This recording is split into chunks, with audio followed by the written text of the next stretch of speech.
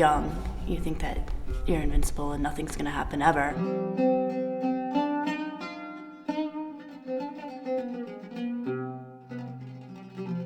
No, I don't think that I ever thought that something like that would happen to me.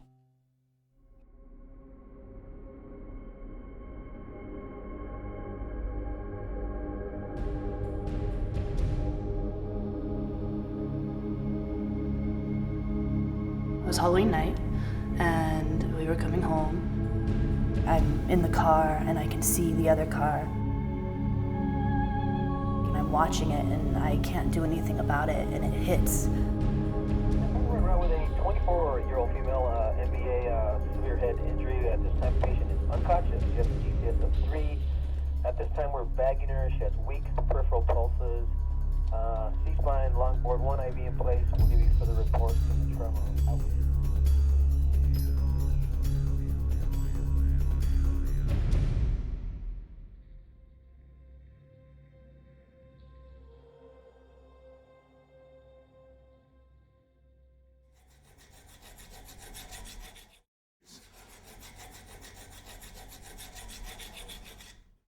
I couldn't believe that they had, dragged me. It was just hard for me to believe. Four-wheel drive drove by and said, started pretty much saying racial slurs like, hey, you fucking Indian, and go back to where you come from. In about 5 minutes with a 46-year-old male pedestrian versus auto open bilateral extremity fractures taken into weight. Vitals at this time are stable. We're fighting, and I finally, then at that moment, my arm got trapped.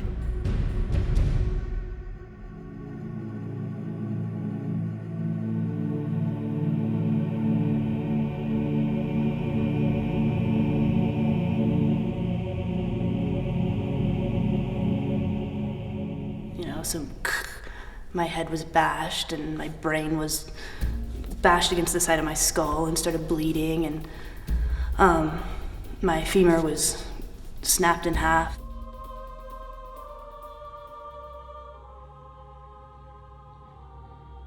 And the next thing I know, the car's in reverse with me dragging, and I'm trying to get loose, and then I see the truck swerving towards the pole, and I'm pushing away, trying to fight away to get away from the pole.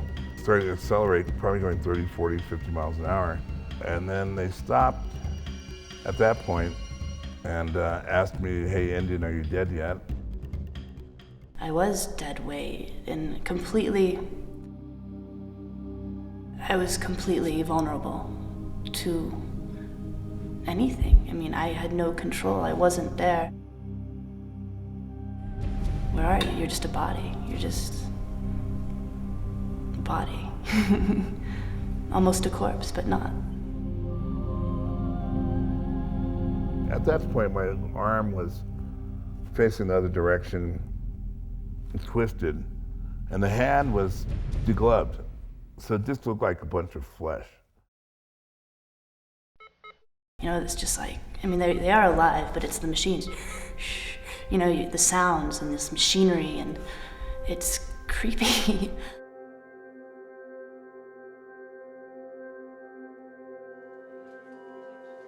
I need the crash cart, the intubation tray.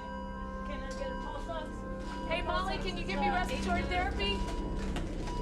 40 for heart rate 35. Do I have 2 lines then? You have 2 lines? Okay. Saturation still 89. Well, actually now it's 92. Okay, give me medication. Going in the helicopter, I remember looking out the helicopter, but I really, at that point, I started feeling that warm, peaceful feeling, and I started going, what is this? And I realized, hey, this is death. And I decided, I'm gonna fight this. I'm not gonna let go.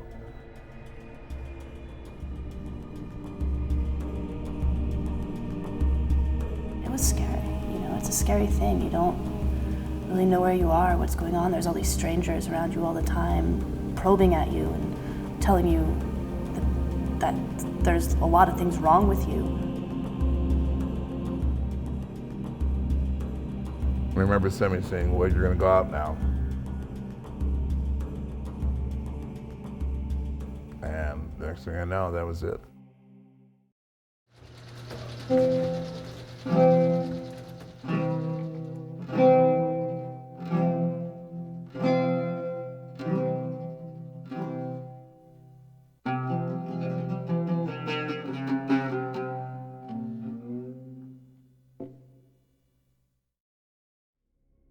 I don't know where I was.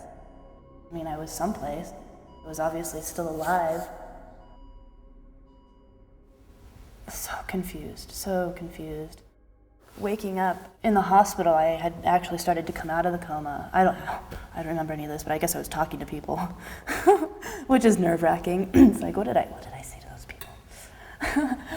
I was really curious because I had never seen my hand yet, and this is about a week, probably a week after, maybe a little longer after the incident. I had never really seen my hand. And he came up and just matter-of-factly just unwrapped my hand, and then I just freaked out because I had no idea of what to expect. And my hand basically looked like it was degloved, which meant that the skin was pulled over the hand. So the hand was swelled and pulled, and then all you could see was this fingers like sticking out, like it looked like pulled chicken or something. It was like fingers sticking out of this ball of flesh. They had talked to me about amputation, and I thought, take it off, because I was like, if that's what it's going to be like, But I was really hurt. That the thing that really bothered me the most is that if the doctor would have really just gave me a few minutes, said, hey, this is going to really, I'm not going to look very good. Oh, it was so hard because I didn't understand. People kept saying, Ashley, you were in an accident, you're okay. But I couldn't move my body, and I slowly started to piece together. I slowly started to get my memory back, and things start to come back together. But mostly after I demanded that they take me off the drugs, that's when I really started to get it. Because actually, that's like my first memory of being like, I am Ashley, I am strong, take me off the medicine. I could have gotten a lot more than I got. I purposely took less than I could have gotten. I could have gotten more where I wouldn't have felt anything, but then I was thinking, if I can't feel it, how am I going to know if I'm getting any better? I had to almost fight for my right to experience my trauma. It's like everybody else wanted to experience the trauma for me. They wanted to experience my injuries for me. They wanted to, take care of it. Oh, okay, we'll give her this medicine so that she doesn't feel the pain. It's like, no, I need to feel the pain so that I know how to heal it.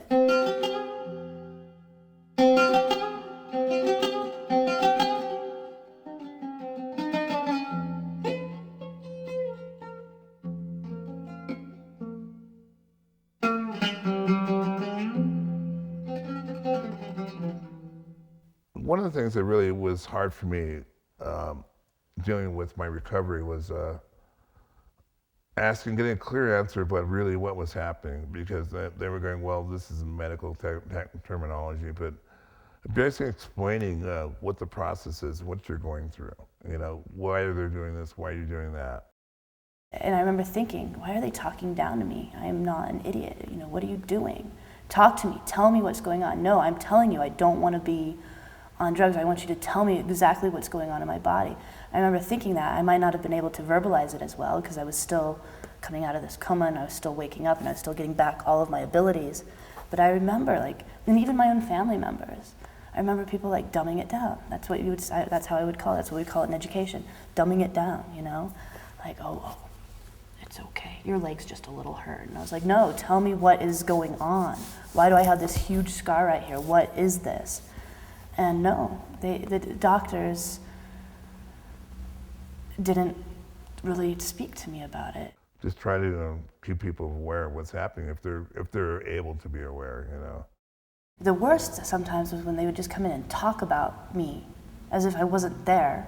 They're all talking their medical jarb, and as if I wasn't there, and they didn't talk to me. And I needed to be talked to. I needed to be spoken to as a human being. I mean, hello.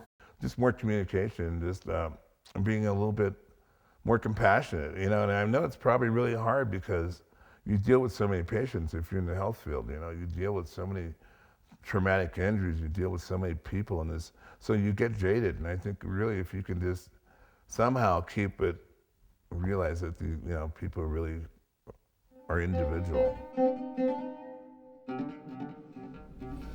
In emergency medicine, you have to act quickly, and mostly what we're doing is very practical stuff. I mean, we're not here to empathize. We're here to make sure someone doesn't have a life-threatening condition.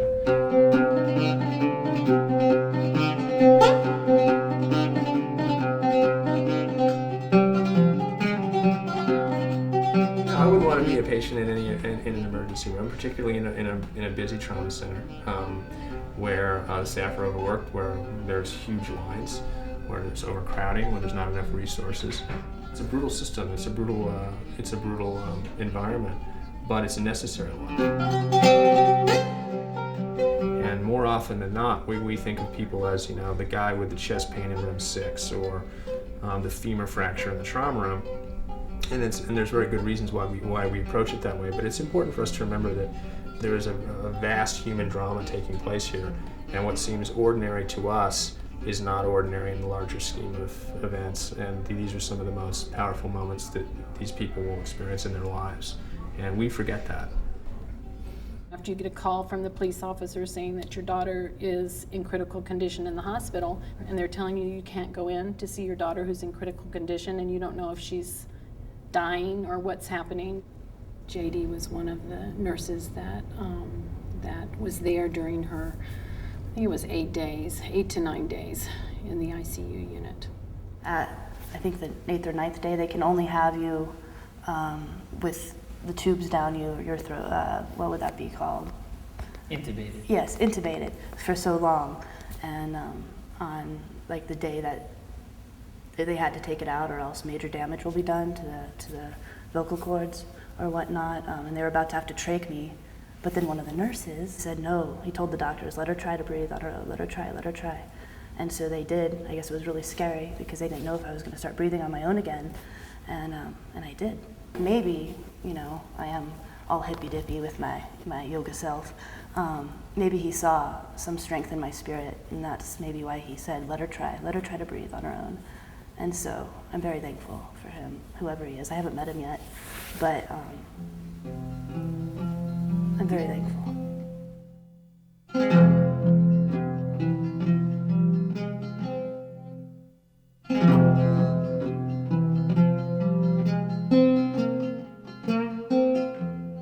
I'm a sculptor. I carve stone. I've never really done anything else except be an artist. That's all I've ever done. I worked with my hands. I didn't want something attached to me that wasn't, why I have the hand if it doesn't work. I thought of it in practical terms. I thought maybe I should have a prosthetic, because at least I could grab something. On the plus side, since I've had to relearn my art and relearn how to carve and actually carve sculptures, I'm glad I didn't. I use it for tools. Of course, some people would rather have it so it looks better, but I thought more like, I want something I can use. I'm thinking as a sculptor. I remember the first day I could move my toes. Ooh, how exciting. And that was like a huge triumph, And then having to accept that was okay. That was the hardest part. I wanted just to be better, but that's not how it works. Moving from the wheelchair to the walker, to the crutches, to the cane, and really, really learning how to be proud every step of the way, learning to come back into my body slowly.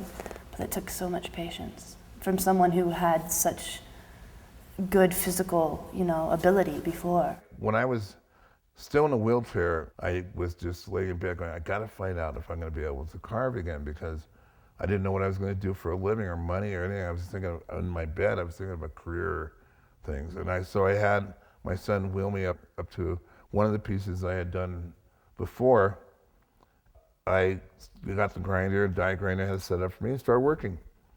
And then worked for about 20 minutes and went, hey, okay, I'm all right, man, I'll be able to do it. I mean, some people never heal from that, and I should be thankful that I have. And I am thankful that I have healed as well as I have. But when you're in the hospital, when you're coming back, and you have to come to that conclusion, when you have to face that, demon, you know, look it in the eye, like I'm disabled. What are you going to do about it? I used to use a hammer and a chisel with my right hand, and a chisel, right, with a hammer, and a lot of cutting equipment with grinders and diamond saws and hammers and grinders, which you need 2 hands for. What I did with a friend of mine, we designed a harness that fits into a shoulder piece. It fits into my shoulder, and the air source comes through. The chisel goes into the air hammer. My hand goes over the air hammer, and braces are here, and the chisel and the hammer right here. So I use my shoulder to push the air hammer. And that's how I carve. I think what he lives for is when he's tackling a big stone, a big physical piece of work with very powerful tools. And he just comes to life. I think his work is even more beautiful. I mean, what he has to go through now, not having a left arm and a right arm to hold a chisel and a power tool. He's had to adapt his way to carve, going from being right-handed to learning to carve left-handed. I had the comment of people coming to me that have been collecting my work over the years, saying, which has been hard to take, saying that my work is better than it was before. They think it's cleaner, they think it's sharper. And I initially didn't like that, but it's okay. Hey, if it's better, it's better.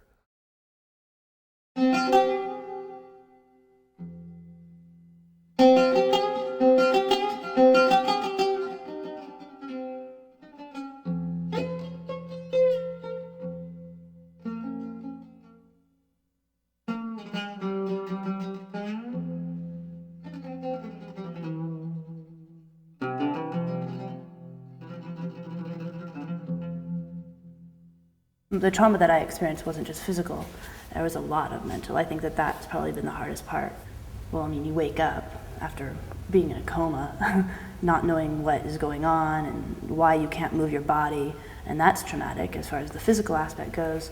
But then the emotions that come flooding in with that and having to deal with it and having to get back your memories and figure everything out. I mean, that's trauma. That's trauma. I was totally depressed for a long time, and getting used to your body when it's been maimed and scarred a lot is really hard to deal with.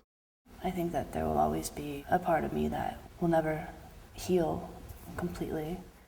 Hopefully you feel a little bit more relaxed. Your body is taking the time it needs to restore itself. Like, I didn't have counseling, but I really thought I probably should have had some more counseling really actually through it, because I was really having a hard time dealing with it. I did some traditional stuff. I went sweat lodges and some medicine men that I knew through my own people, and that helped me a lot. Why? Why did I survive? You know, why? And it kind of like, it's frustrating because it's like, well, I shouldn't have. Some people never do. Some people would be a vegetable in a bed right now. Why? Why did I get back? Why? And that thought is just, it drives me mad still. Because then you feel pressure. You're like, okay, am I supposed to be doing something extraordinary? What do I do? What do I do? What is the plan? There you go, read back. It says it right there.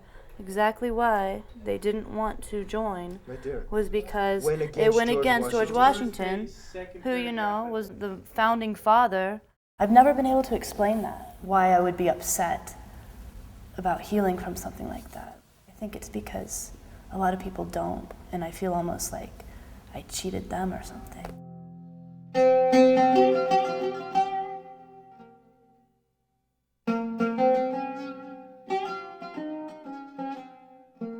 It's hard to talk about it still. It's been 3 years and it's still hard.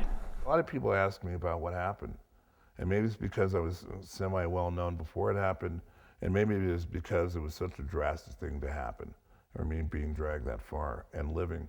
I just think that if anything I've said that could help anybody that's going through any kind of trauma or, you know, has been through it, it's worth it. And I mean, I'd like to let people know that you can survive this and you can make it, you can keep going.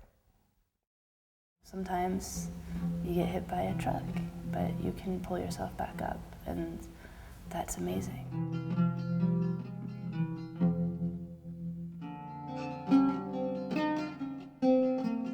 I'm a little bit nervous. Just being in this building makes me nervous. Driving by this building makes me nervous, but being right here about to meet him, I'm very excited because he took good care of me, and I'm looking forward to thanking him. My heart is beating faster, and it's traumatic. You know, 3 years later, it's difficult. I was a single parent for the last 12 years. The last 12 years with 3 children. And so I think it brought us back together a lot closer. And my son specifically, who helped, work with me through the burn and had to be the head of the household. But my daughter also, everybody just got closer. In my eyes, we talk a lot easier with each other than we ever did before. And I feel it's continually getting better and better and better. So we take more time in what we're doing. There's more heart in putting all our best efforts into it, that's for sure. In a moment of crisis, they didn't know me. I'm just somebody coming in an ambulance off the street. Hi, how are you? See, I always recognize Mom and Dad first, because the skill, the training, the teamwork that must have gone into that to quickly take care of me and make me okay. JD, I meet you finally. Hi. Thank you. I would thank each and every one of them, give them a big kiss on the cheek and say, you saved my life. There was a lot of discussion about early tracheostomy because of the severe brain injury. So Victor and I, we advocated with the trauma team on rounds. We said, hey, she deserves a trial of extubation to see what'll happen. But the doctors went along with it, and they sort of listened to us because we have a few gray hairs, I think. To me, the stories I've heard of that moment, that's really meaningful to me because I think that's where my fight really started. Something in that moment when I had to breathe on my own, I think that's when my healing process really began.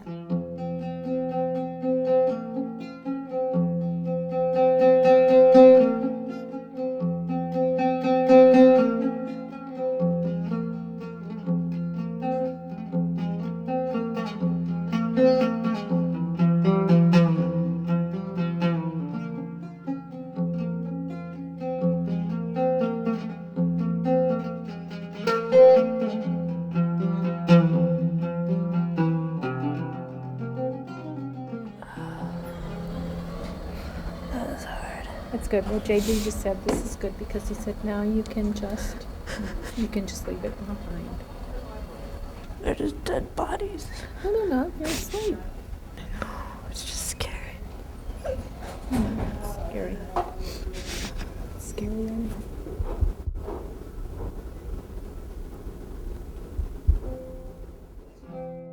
This is the first time you're going to see something that's going to affect you the rest of your life. I just got to see the place where it was and thank the people who took care of me when I was one of those bodies. And once you see it, you wonder, wow, this is me for the rest of my life. This is how it's going to affect me.